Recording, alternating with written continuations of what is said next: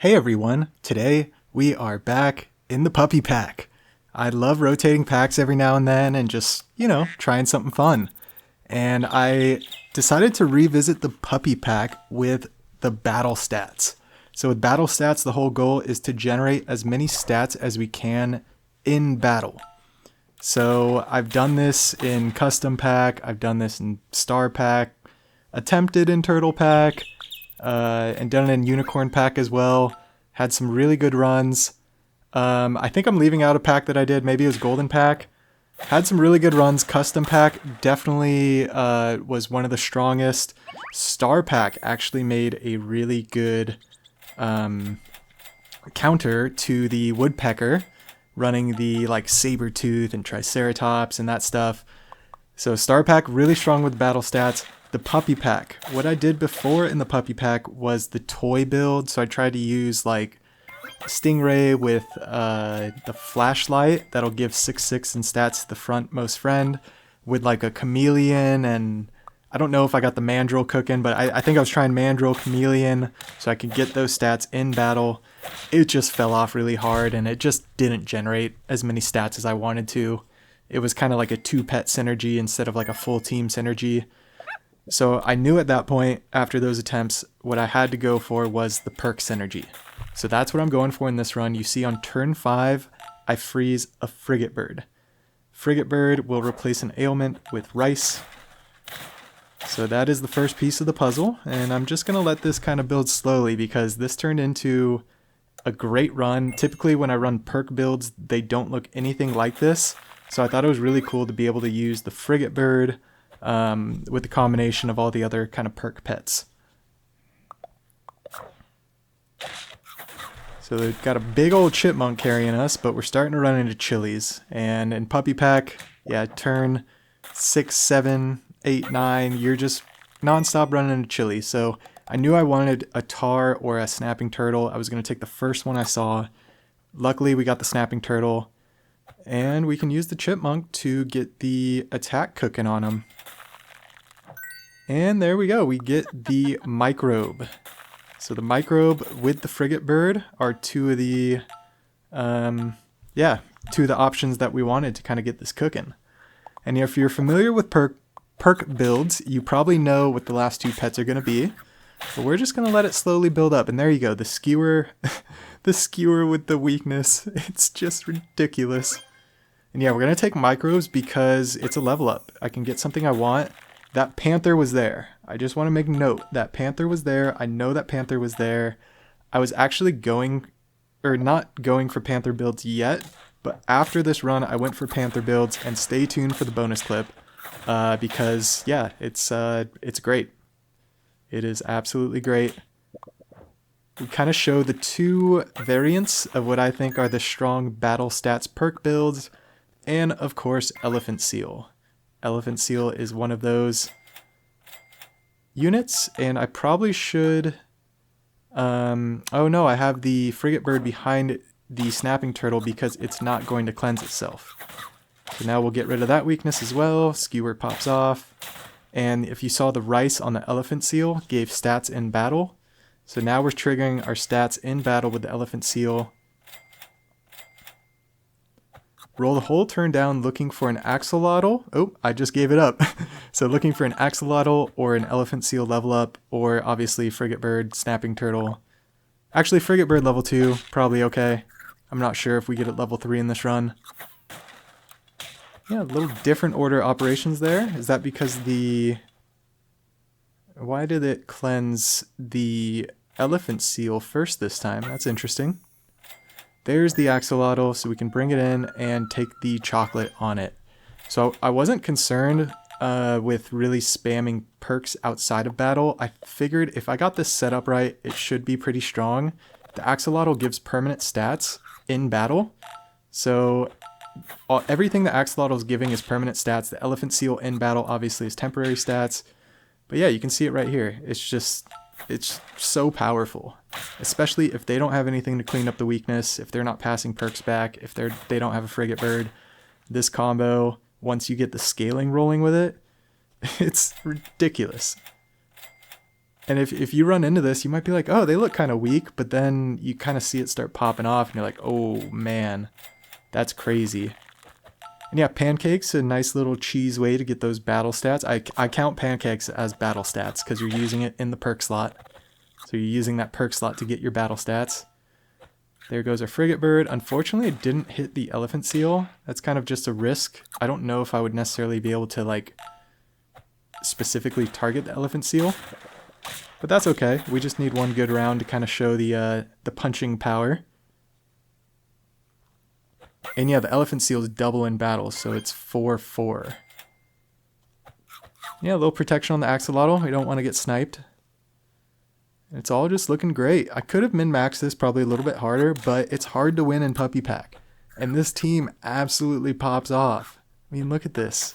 We basically cleanse everything. I mean, we almost cleanse everything, but they have skewers as well. Yikes.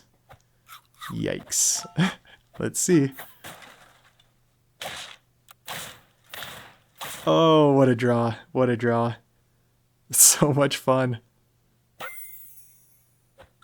So it looks like we're at the point where we are spamming perks. So I gave up on the pancakes for now. I'm going to probably hope to find another pancakes. But yeah, it's at the point where it's like, all right, let's just take some stats. See, teams have double T-Rex cooking. They're just going to scale to the moon. So we got to be able to at least keep up with that. Be able to survive these snipes so our skewers and everything can actually pop off. There we go. That's how we're going to do it. Plenty in reserve there. It's a pretty scary build, but, you know, it works. It works.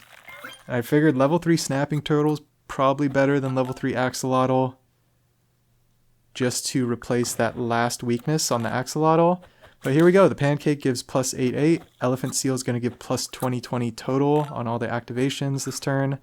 Axolotl is going to give plus 8-8 total.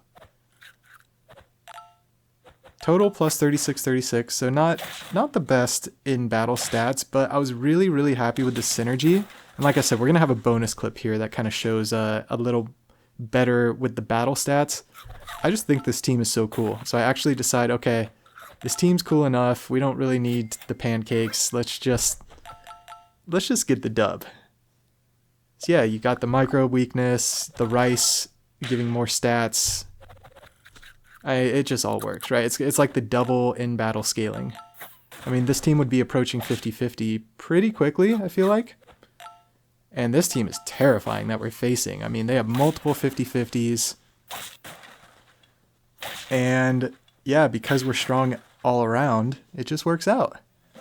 So yeah, like it says there, it's a cool synergy. Let's try again though. Like I said, that Panther was sitting there, so you know what has to be done. It's a very similar synergy, but instead of the whole Frigate Bird microbe, we're just going with axolotl, elephant seal, Panther pancakes, and I have another Panther frozen, and it's because I want another Panther pancake. So right now we have double axolotl. That's just for the permanent scaling. Oh my gosh, just the one Panther goes crazy. And yeah, we'll take the weakness. Sure. Actually, the octopus is terrifying. Yeah, that hurts. But yeah, then we get a chili Panther, and we get the axolotl scaling, we get the elephant seal scaling. And this chili, what is it, a 15 damage chili? They're supposed to be a 15 damage chili. They had a lemon, so it only did 8. Actually sell the axolotl because we're on 9 trophies. So I think I was hoping for another Panther. Yeah, all these Panthers. So I really want this game to keep going longer. I think that's why so yeah, anyway, plus 42 from the Panther pancakes. Elephant seal gives 12 total. Axolotl plus 4 total. And yeah, it's a boatload of stats. Total plus 56. I think that's pretty good for Puppy Pack. I'm very satisfied with that. You saw those pancakes at the beginning. That base stats Panther in the back is now a 20-22. It seemed pretty nice. So we're actually going to bring the music in here now, and I'm going to show a couple bonus clips, this one being from the golden pack here. And then what we're going to do is I have another custom pack battle stats run. I already had it recorded. I just put it at the end of this video, so if you hung around this long, feel free to like, comment, subscribe. Have a fantastic day. We'll catch you in the next one.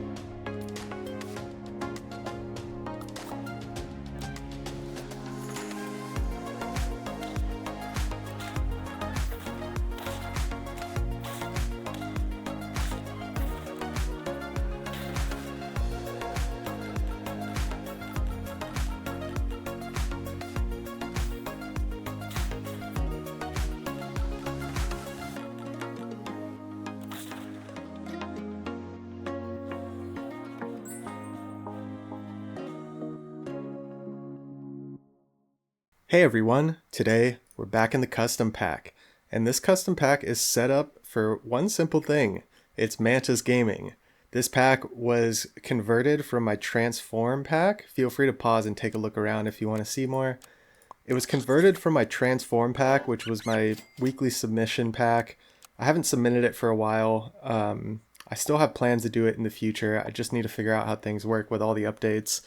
But basically, the goal of the Transform pack was to self-scale, so pets like the praying mantis, the yak, the behemoth. Thinking of, I've drawn a blank on some, the ox, right, the bison. I think I put things like leech camel in there, so it's kind of a dual scaler, but you can't really use it to scale anything else. And then eventually use Water of Youth and Conpetos to transform them into better units once the scaling was done. So I modified that pack to include some update stuff and to basically include scaling, because I've been struggling in custom packs and I just wanted to have some fun. I kind of mentioned it in the Super Mantis Bros video, because after I got this run, I edited the pack for the Super Mantis Bros team, and then I got that run pretty quick, so obviously made that video first. This one comes after. And yeah, this is just a great example of how you can have a ton of fun with the Mantis. I've made combos using, you know, the whole Fire Ant Warthog chain before, but this one works out so well, where basically we're able to scale up a Mantis. We're able to transform it into a Fire Ant And then we're able to basically just put a Warthog chain behind it. And if you don't know, the Fire Ant will pass its attack back to the highest tier units. So if you have a couple of the Warthogs on your team, they will get all the attack from the Fire Ants, and then they'll pass a bunch of stats to the rest of your team. So it's pretty funny. We go way overkill with it, and yeah, it turns out to be a lot of fun. So a good way to start out these runs is getting something like a level 2 Hedgehog in the back of the team. Provides a lot of draws, which is great for just, you know, prolonging the game. That's kind of the whole name of the game at this point, is survive and thrive. If you can survive long enough to where you get the team that you're kind of building and you get all your scaling set up, you should be able to thrive once you kind of get over that curve.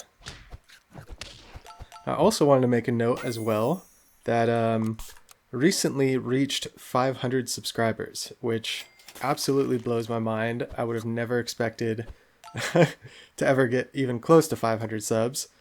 Just kind of doing this for fun and whatnot. So really appreciate that. Definitely have plans to do like a 500 sub, you know, special kind of shout out tribute video. But I want to make sure I put good thought and effort into it. And for now, I just don't have the time to grind it all out in a couple days. So yeah, that'll come with time. I'm gonna grind it, you know, over the next week or so, and then eventually, hopefully, have something ready by then. So very excited for it.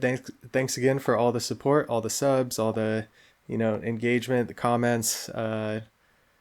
Yeah, it's been a really fun ride. Let's keep it going. So we're getting the scaling set up, just trying to push the Mantis further, and yeah, didn't really have plans for what I was trying to do in this pack. If you look at some of the tier 6 units, or some of the higher tiers, you know, obviously I have like Stego, I have, you know, the Warthog Fire Ant combo I was talking about. I have Pelican with strawberries as well, so I was trying to do like some Pelican Mantis gaming.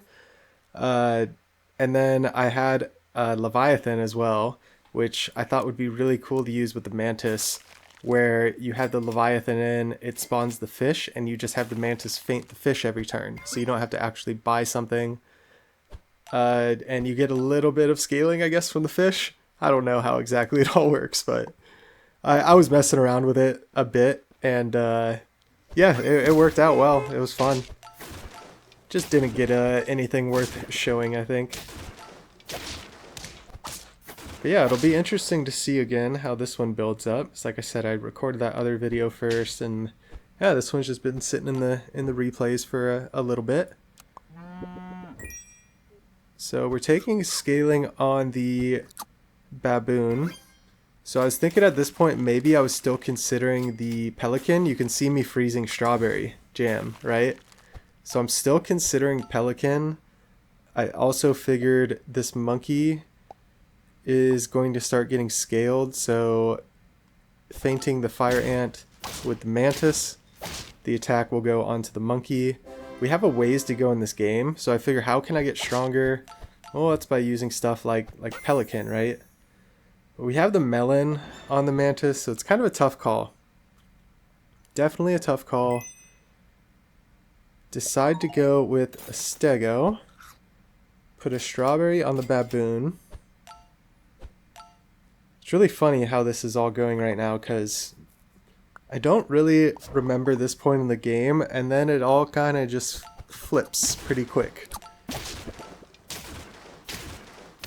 You see decent battle up front, but then when you get to this big mantis in the back, it's funny if you ever like run big mantis in the front the whole game and then you decide to flip it, and you just watch like your team kind of get dominated in the beginning, and then your mantis just cleans everything up. So take the dragonfly with the banana so we can potentially get a level up on the monkey. And just trying to feed stats on the stego right now, because I pretty much know going to be transforming the mantis. So that means we're going to be able to have something permanently in that open slot that the stego can probably buff. And that was something I do a lot with the fire ant and the warthog, is I force stego onto warthog, right? I put equipment on everything else. I'll have a big stego on my team, and then I'll just put in like a Warthog. And then that way the stego will buff the Warthog will pass the stats, all that jazz. So our Mantis is 50-50. I see a Conpeito in the shop. It looks like it's going to happen. And we immediately get the Fire Ant. And so I think what I do is combine monkeys. We go Warthog. And we put stego in the front.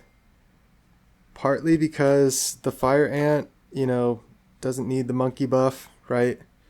So we can just do that. The Fire Ant can pass the attack to all these.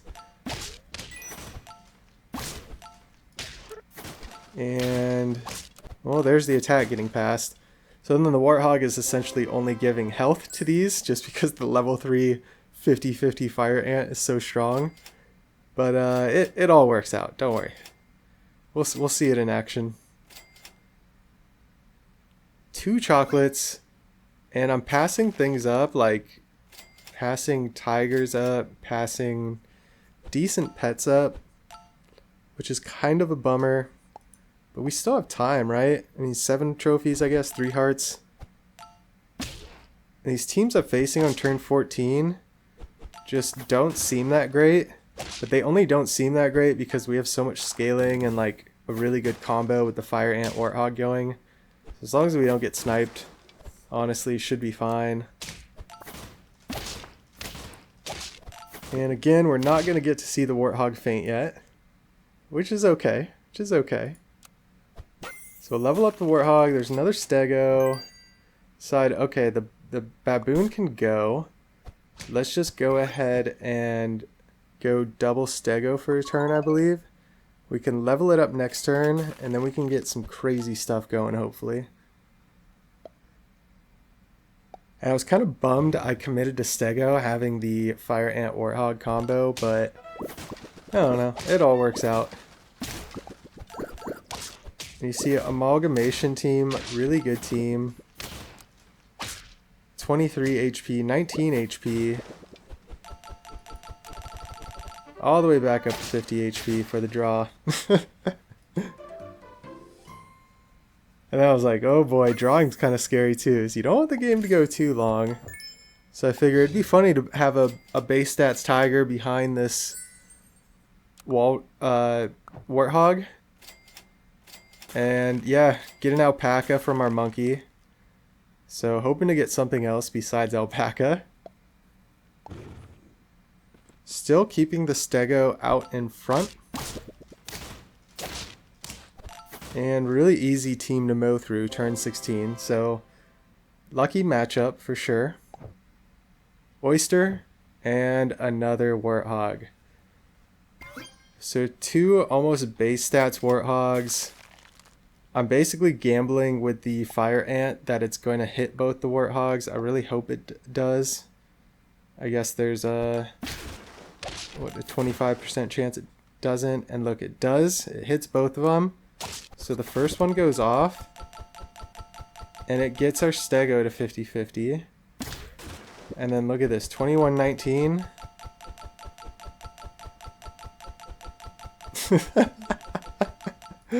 Oh, it's just so ridiculous. So yeah, I love doing stuff like this. Stego was totally... I really wanted to get another Warthog, and just... I probably could have sold this stego for another Warthog. And as long as I didn't get sniped at the beginning, and like the Fire Ant could go off and all that, probably had a good chance of winning. So, super fun Mantis gaming. If you saw this team in the end and had to guess how it got there, I don't know. I figure a lot of people probably wouldn't guess a Mantis, or it'd be hard to guess. But I see teams like this, or like I have these visions in my head of teams sometimes, and I'm like, oh, that'd be so easy with a Mantis. So yeah, let me know what you think in the comments. Feel free to like, comment, subscribe. Have a fantastic day. We'll catch you in the next one.